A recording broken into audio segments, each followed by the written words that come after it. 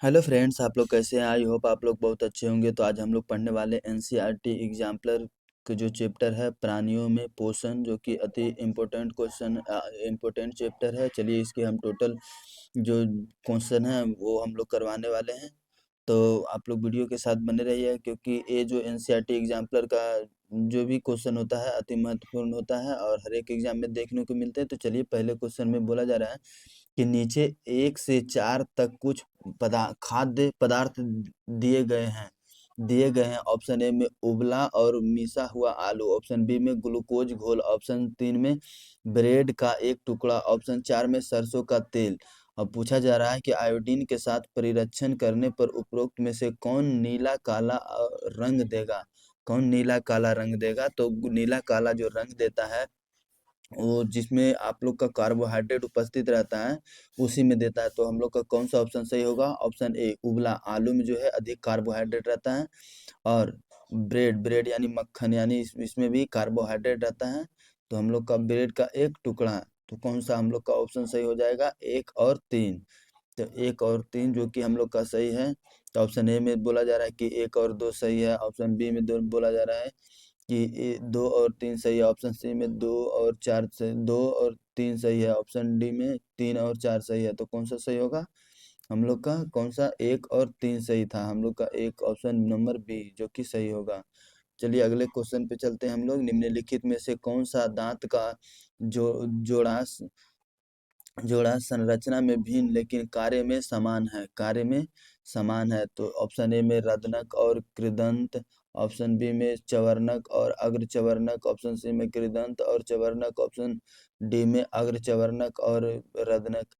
तो कौन सा हम लोग का? एक रहता है मोलर, एक प्री मोलर है, एक केनाइन है, एक इंसीजर है। तो इधर देख लीजिए, मान लीजिए ये 4 दांत है, तो ये जो निकला रहता है ये केनाइन हो जाता है, इसे केनाइन कहते हैं। और ये आगे वाला जो 2 दांत रहता है उसे इंसीजर कहते हैं। और इसे उसके बाद अग्रचवर्णक, और उसके बाद 2 ठो अग्रचवर्णक, 3 ठो अग्रचवर्णक रहता है, और उसके बाद चवर्णक रहता है। तो इस ये दोनों को दांत जो है चबाने का रहता है। और ये दोनों का संरचना अलग अलग है मगर कार्य दोनों चबाने का करता है। तो उसी तरह हम लोग का कौन सा ऑप्शन सही होगा? ऑप्शन डी चवर्णक और अग्रचवर्णक, 2 का बी सही होगा। चलिए तीसरे नंबर क्वेश्चन पे, नीचे दी गई शर्तों पर ध्यान से पढ़े।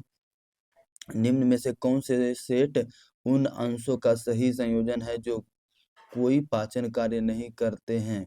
जो कोई पाचन कार्य नहीं करते हैं। ऑप्शन ए में ग्रास नली, बड़ी आंत और मलाशय, ऑप्शन बी में मुख गुहा, ग्रास नली और आमाशय, ऑप्शन सी में मुख गुहा, ग्रास नली और बड़ी आंत, ऑप्शन डी में छोटी आंत, बड़ी आंत और मलाशय। जो पाचन, तो छोटी आंत पाचन करता ही है, इसमें मुख गुहा भी शुरू से ही हम लोग का जो स्टार्च का पाचन होता है मुख गुहा से ही स्टार्ट होता है। तो 3 और 4 तो नहीं होगा, ऑप्शन डी में भी बी में भी मुख गुहा दिया हुआ है। तो ऑप्शन ए ग्रास नली जो पाचन का कार्य नहीं करता, बड़ी आंत में भी पाचन नहीं होती, और मलाशय। तो ऑप्शन हम लोग का कौन सा सही हो जाएगा? ऑप्शन ए जो कि सही है। चलिए चौथे नंबर क्वेश्चन पे हम लोग, क्वेश्चन 4 में बोला जा रहा है निगला हुआ भोजन आहार नाल में नीचे की ओर जाता है क्योंकि निगला हुआ भोजन आहार नाल में नीचे की ओर जाता है क्योंकि, ऑप्शन ए मांसल जीव द्वारा प्रदान किया गया बल, ऑप्शन बी भोजन के साथ लिया गया पानी का प्रवाह, ऑप्शन सी में गुरुत्वीय खिंचाव, ऑप्शन डी में भोजन नली की दीवार में मांसपेशियों का संकुचन, ऑप्शन डी जो कि हम लोग का सही होगा। भोजन नली की दीवार में जो है हम लोग का मांसपेशियों का संकुचन होता है, जिसके कारण भोजन हम लोग के आंत यानी पेट में चला जाता है। तो 4 का हम लोग का डी सही होगा। चलिए पांचवें नंबर क्वेश्चन में, पेट में मौजूद एसिड, ऑप्शन ए हानिकारक जीवाणुओं को मारता है जो भोजन के साथ प्रवेश कर सकते हैं, ऑप्शन बी में पेट के स्तर को हानिकारक पदार्थों से बचाता है, ऑप्शन सी में स्टार्च को शर्करा में पचाता है, ऑप्शन डी माध्यम को क्षारीय बनाता है। तो कौन सा हम लोग का सही होगा? तो ऑप्शन ए में बोला जा रहा है हानिकारक जीवाणुओं को मारता है जो भोजन के साथ प्रवेश कर सकते हैं, पेट में मौजूद एसिड। तो कौन सा हम लोग का सही होगा? ऑप्शन ए जो कि सही है, ऑप्शन ए सही है। तो चलिए हम लोग छठे नंबर क्वेश्चन पे चलते हैं। अमीबा की अंगुलियों के आकार की वृद्धि भोजन को निगलने में मदद करती है, हालांकि मानव आंतों की उंगली जैसी वृद्धि मदद करती है। बोला जा रहा है क्वेश्चन में, अमीबा की अंगुलियों के आकार की वृद्धि भोजन को निगलने में मदद करती है। हालांकि मानव आंतों की उंगली जैसी वृद्धि मदद करती है। ऑप्शन ए में वसायुक्त खाद्य पदार्थों को पचाता है। ऑप्शन बी भोजन को घुलनशील बनाता है। ऑप्शन सी पचे हुए भोजन को ग्रहण करता है। ऑप्शन डी बिना पचे हुए भोजन को ग्रहण करता है। तो कौन सा ऑप्शन सही होगा? भोजन को घुलनशील बनाता है, नहीं, ऑप्शन पचे हुए भोजन को ग्रहण करता है, सी नंबर जो कि सही होगा हम लोग का 7 का सी, जो 6 का सी जो कि सही होगा, पचे हुए भोजन को ग्रहण करता है। तो 7 नंबर, चलिए 7वें नंबर पे, छोटी आंत के बिल्ली के संदर्भ में निम्नलिखित कथनों को पढ़े। ऑप्शन ए में बोला जा रहा है कि इसकी दीवारें बहुत पतली होती है, ऑप्शन ए। ऑप्शन बी में इसके आस पास इसके पास सतह के करीब पतली, इसके पास सतह के करीब पतली और छोटी रक्त वाहिकाओं का एक नेटवर्क होता है, बी में। 3 में इसमें छोटे छोटे छिद्र होते हैं जिससे होकर भोजन आसानी से निकल सकता है। ऑप्शन 4 में इनमें उंगली की तरह के प्रोजेक्शन होते हैं। तो कौन सा हम लोग का सही होगा? ऑप्शन में दिया गया है कि उन कथनों की पहचान करें जो बिल्ली को पचे हुए भोजन को अवशोषित करने में सक्षम बनाते हैं। तो कौन सा ऑप्शन होगा? ऑप्शन ए में बोला जा रहा है 1, 2 और 4। ऑप्शन बी में बोला जा रहा था कि 2, 3 और 4। ऑप्शन सी 3 और 4। ऑप्शन डी 1 और 4। तो कौन कौन सा हम लोग का सही होगा यहाँ पे? ऑप्शन ए में इसकी दीवारें बहुत पतली होती है, जो कि सही है। इसके पास सतह के करीब पतली और छोटी रक्त वाहिकाओं का नेटवर्क होता है, जो कि सही है। और ऑप्शन 3 में इनमें छोटे छोटे छिद्र होते हैं जिससे भोजन आसानी से निकल सकता है, जो कि गलत है। और ऑप्शन 4 में इनमें उंगली की तरफ प्रोजेक्शन होते हैं, जो कि सही है। 1, 2 और 4 जो कि सही होगा हम लोग का, 1, 2 और 4। तो 1, 2 और 4 ऑप्शन ए में दिया गया है। चलिए 8वें नंबर क्वेश्चन पे, अमीबा के बनावटी पैरों का उपयोग किया जाता है। ऑप्शन ए में केवल संचालन। ऑप्शन बी में उसके भोजन पर अधिग्रहण के लिए। ऑप्शन सी में भोजन और संचलन पर अधिग्रहण के लिए। ऑप्शन डी में केवल गैसों का आदान प्रदान। तो कौन होगा? भोजन और संचलन पर अधिग्रहण के लिए अमीबा की बनावटी यानी कृत्रिम पैरों का उपयोग किया जाता है, भोजन और संचलन पर अधिग्रहण के लिए। नेक्स्ट, लार में मौजूद एंजाइम परिवर्तित करते हैं। ऑप्शन ए वसा को वसीय अम्ल और ग्लिसरॉल में। ऑप्शन बी में सरल शर्करा को स्टार्च में। ऑप्शन सी में प्रोटीन को अमीनो अम्ल में। ऑप्शन डी में जटिल शर्करा को सरल शर्करा में। तो लार में मौजूद एंजाइम जो रहता है, तो उसे जो शर्करा को रहता है, हम लोग को जो भी जैसे हम लोग रोटी चिबाते हैं तो उसकी शर्करा को स्टार्च में परिवर्तित कर देता है। तो 9 का बी जो कि हम लोग का सही होगा। 10 नंबर क्वेश्चन में, जुगाली करने वाले पशुओं के भोजन को जुगाली का नाम दिया जाता है, जो है।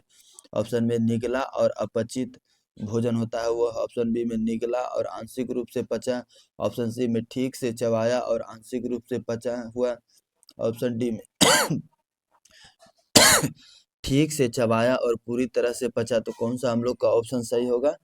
ऑप्शन नंबर बी जो बोला जा रहा है कि निगला ठीक से चबाया नहीं रहता है। ऑप्शन सी और डी तो ऐसे ही गलत हो जाएगा। और निगला हुआ रहता है, वो सब जो जानवर है निगल जाते हैं भोजन को, और उसका जो भोजन रहता है आंशिक रूप से पचा रहता है, संपूर्ण रूप से नहीं पचता है। तो उसे यानी उसे जो है आप लोग देखते होंगे जुगाली करके वो पचाता है। तो 10 का हम लोग का सी जो कि सही होगा। ठीक, 10 का सी नहीं, 10 का बी, निगला और आंशिक रूप से पचा। चलिए अगले क्वेश्चन पे, जुगाली करने वाले पशुओं में पोषण की प्रक्रिया का वर्णन करने वाले शब्द का सही क्रम चुने। तो चलिए 11 नंबर में चलते हैं हम लोग। निगलना, आंशिक पाचन, जुगाली करना और पूर्ण पाचन ऑप्शन ए में दिया गया है।